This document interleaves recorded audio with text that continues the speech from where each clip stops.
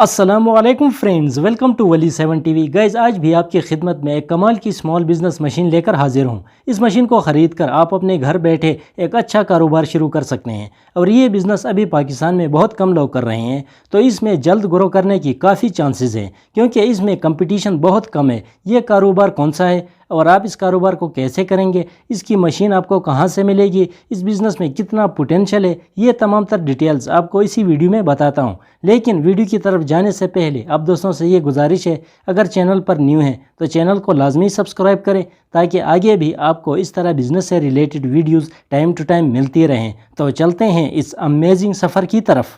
Cloth श्रीडर machine.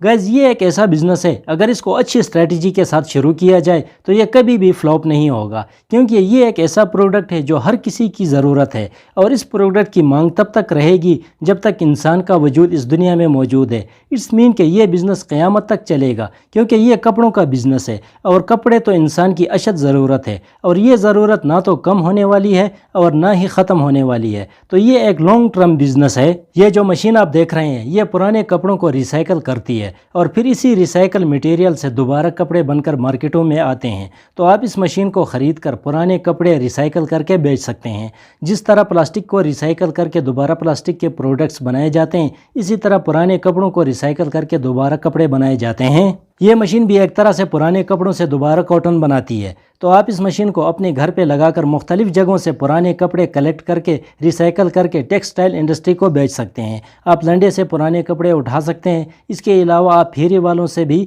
पुराने कपड़े ले सकते हैं और इस कारोबार को कोई भी अनस्किल बंदा कर सकता है क्योंकि इसमें कोई भी स्किल की ज़रूरत तो है ही नहीं, बस आपको मशीन ऑपरेट करना आना चाहिए। अपने घर पर इस मशीन को लगाएं, पुराने कपड़े इकट्ठा करें और मशीन में डालकर इनको रिसाइकल करें और मार्केट में जाके बेचें। और ये भी आपको बताता चलूँ, रिसाइकल क्लॉथ की पाकिस्तान में इतनी डिमांड है कि आप सोच भी नहीं सकते क्योंकि पाकिस्तान में मेजॉरिटी गरीब है, उनको सस्ते कपड़े चाहिए होते हैं, वो महंगे कपड़े अफोर्ड नहीं कर सकते हैं। तो इसलिए पाकिस्तान की जो टेक्सटाइल इंडस्ट्रीज़ हैं वो ज़्यादातर रिसाइकल मटीरियल से बने हुए कपड़े पाकिस्तान की मार्केटों में बेचती हैं।